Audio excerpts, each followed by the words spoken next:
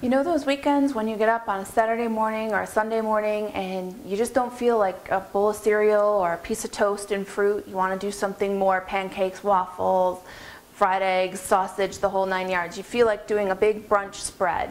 Well, this recipe is great for that because this is my bread pudding pancake recipe, and it's that go-to comfort food feeling, but it's a little bit of a spin on those classic favorites, waffles and pancakes and things that we enjoy for brunch. So next time you're in the mood to do a big brunch spread, try my bread pudding pancakes, and I promise you, you will love them. So first thing we're going to do is we're going to take 2 pieces of whole grain bread, and I'm going to rip them up and I'm going to put them into a little mini food processor. You can obviously use a full-size food processor or whatever you want. And we're going to turn them into some breadcrumb. I like to use whole grain bread instead of like white bread or other kinds because it has a great nutty flavor that works really well with the flavors in these pancakes. So let's do the first piece. Pour that in and do the second piece. I usually just rip it up a little bit, just helps the processor out to make it quicker and a little more even in texture. So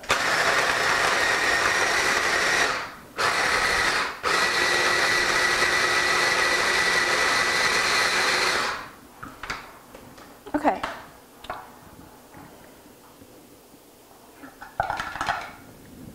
Dump that in there. Okay, and the next thing you're going to do is you're going to go ahead and you're going to season the breadcrumbs with your cinnamon, your nutmeg. You're going to go ahead and put in your baking powder, baking soda into the bowl, and then you're going to set it aside, and we're going to do the eggs and milk in a separate bowl and then add them. So first thing we want to add to the breadcrumbs is 1 teaspoon of cinnamon. So put that in there. And the next thing I'm going to do is add 1 tablespoon of sugar.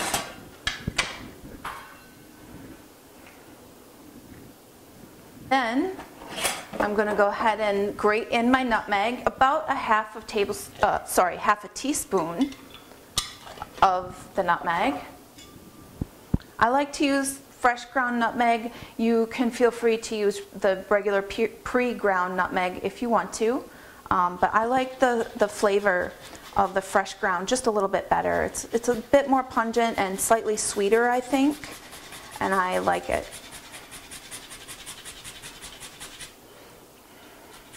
Whoops, try not to do that, or take off your fingertips. I've made that mistake before. It's not pleasant. All right, so there we got about a half teaspoon. That'll work.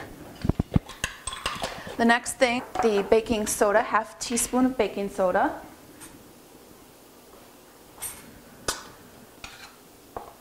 And I am going to put that through a strainer. I like to sift in the baking powder and baking soda because it helps to avoid any lumps and little clumps of that in the batter, which you don't really want, because you want to make sure that it blends in thoroughly. And so this just helps to make sure that it does that. So I just always just put it through a strainer like that, make sure it's all broken up. Okay, and now to the breadcrumbs, the cinnamon, and all the other flavorings that we've just done, I'm going to add half a cup of flour. And you just whisk that into the mixture. And then you will add, after you get that whisked into the crumbs, you will add your milk and egg mixture, and then you will leave those to sit to soak up the moisture before you put them on the griddle to cook them up. We're going to go ahead and set this to the side, and I'm going to, what I'm going to do, the recipe calls for 2 eggs and 1 egg yolk. So we're going to do the 2 full eggs first.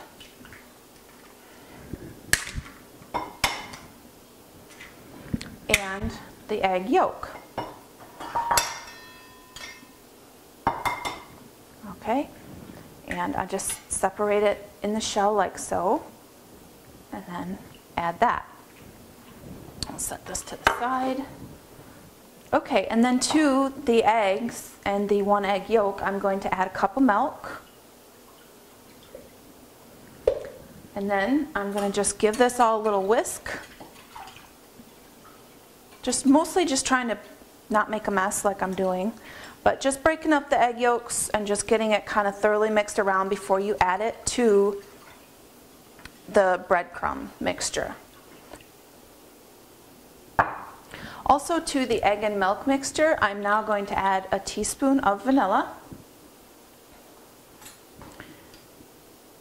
That just adds the perfect little bit of flavor and sweetness to complement the cinnamon and the other flavors in the bread pudding, and just really give it that bread pudding flavor that you're looking for. And then you just pour this over.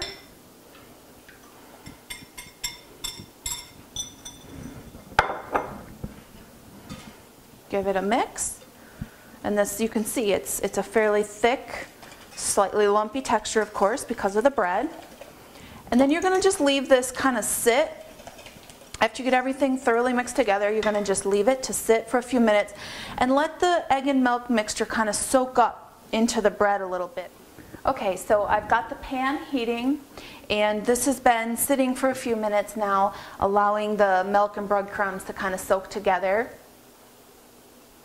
And I'm going to take it over to the stove now, and we're going to start ladling out the pancakes. And one thing to be aware of, and you'll see this as they cook, they do cook up darker on the outside than regular pancakes. So don't think you're burning them, you're not. They will cook up a little bit darker brown than a usual pancake. So let's go get started.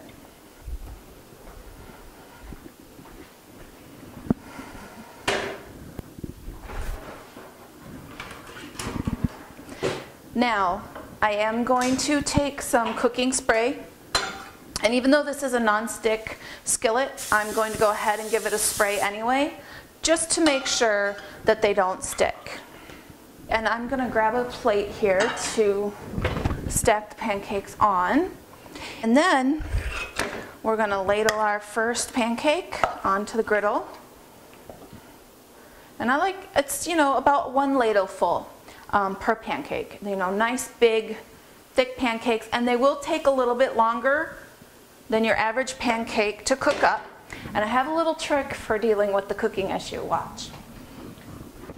What I do is I take and I cover it, so I try not to make them any bigger than this little lid that I use. This is my makeshift kitchen equipment here, but it works. And the reason is it traps in the heat. And then you can see how it's all bubbled up now, and this pancake is ready to turn. Woo! Now I just neaten up the sides a little bit, and you're golden. Pop the lid back on for just a couple minutes, and it helps also, it gives the pancake a nice texture and a little more of a dense quality, almost like bread pudding, because you're trapping in some of the steam as well, not just the heat. So it makes it perfect. It's just kind of an odd little technique, but it works. Okay, and you see how it's puffed up? I will flip it again before it's completely done though, because they are thick. You want to make sure that it's cooked all the way through. But again, don't worry about the color. They will cook up a little bit darker than usual. And it may even smoke just a little bit. Because of the sugar in the batter and the breadcrumbs and so on, and so it's fine. You're not burning it, as you can see.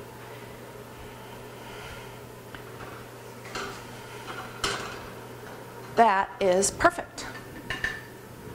And now we will do another one, and right in the middle. Thin it around just a little bit so it's not too thick in the center. Pop the lid over the top, and it's usually about 1 to 2 minutes per side with the lid on. And the next thing I'm going to show you after we're done cooking the pancakes is how to do my toffee syrup. And it's not really toffee because it doesn't have any butter or cream in it, but it has a toffee flavor to it because it's made with brown sugar, and I add a little surprise that makes it kind of extra special and very yummy. All right, see all the bubbles? We're good to go. Give it a flip, neaten up the edges just a bit. And you can see that dark brown color I was talking about. But that's how they should look. That's exactly what you want. So we're going to give it another minute, and then this one should be done. And then we'll move on to the syrup. All right. Oh, look how puffed up that is. Gorgeous. Flip it back. Oops. Leave it on the other side a little bit longer. I noticed there was a little bit of runny dough still showing through when I flipped it, so I put it back for just another few seconds, because you definitely want to make sure they're cooked all the way through. So we'll give it another few seconds and then flip it again, and that should take care of it. They're a little extra effort over regular pancakes, but they're worth it, I promise you. They're so good. Perfect, perfect. Nice, even dark brown color. Beautiful. Beautiful, beautiful. Give that just a few more seconds, and then we're going to put a saucepan on, and I'm going to show you how to do my toffee syrup. Okay, now I'm going to show you how to do the toffee syrup. And again, it's not really toffee because there's no butter and no cream, but it does have a very toffee-like flavor because it's made with brown sugar, and I'm adding a little special something that gives it great flavor and gives it that sort of bread pudding taste, like when you get bourbon bullet sauce or bourbon toffee sauce over the top. This is going to be similar, except I'm not using bourbon, I'm using Frangelico. And that is, if you don't have any, get some. It's awesome.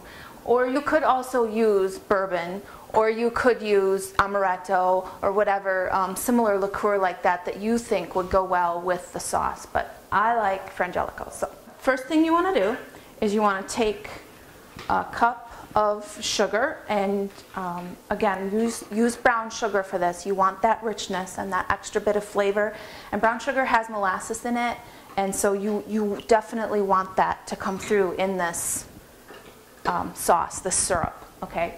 And this is basically being made like a simple syrup. It's 2 parts sugar to 1 part water. So we have a cup of the packed brown sugar, and now I'm adding a 1/2 cup of water right over the top.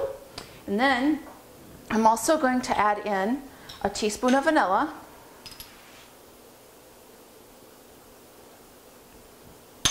and an ounce of the Frangelico. You can add more or less if you prefer, but an ounce works for me.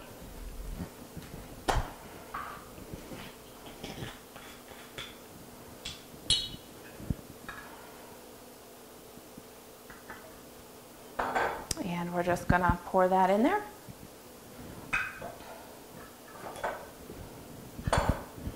And then you put your heat on fairly high. I have it here on about an 8.5, so definitely a medium-high heat. High heat is fine, but definitely keep an eye on it, because once it comes up to the bubble, you only need just a few minutes at that point, and you don't want to boil it over. It will get very volcanic very quickly once it starts to get hot, so you do need to kind of stay in the vicinity, keep an eye on it. So first thing I'm going to do before it starts to heat through is just make sure that the sugar has dissolved. But once it starts to simmer, you need to leave it alone. And if you want to mix it, then, you know, swirl the pan, but don't stir it once it starts to heat through and starts to come to a simmer, because you'll crystallize it and then it doesn't have a nice texture. So we're good here, and I'm going to wait for it to come up to the bubble, and then I'm going to just let it go for a few minutes, which will thicken it, and that's it. That's all there is to it. It's as simple as that. Okay, you can see how it has come up to, it's starting to come up to a rather rollicking boil here, and that's exactly what you want, and you're going to let that go just like that for several minutes until when you put a spoon in and you run your finger down the back, it sticks. And right now we're not there yet. It's still way too thin. But I'll show you that trick in a minute when it's had some more time to boil and thicken. Okay, so as you can see, we're at a full bubble now and have been for several minutes. So I'm going to put the spoon in, and I'm going to run my finger down the back. And you can see the separation there. It stayed. It's getting nice and thick, and as it cools, it will get even thicker. So we are there on the syrup, and I'm going to pull it off the burner now and let it sit for a few minutes to cool and thicken up. So the next time you're in the mood for brunch, give these babies a whirl.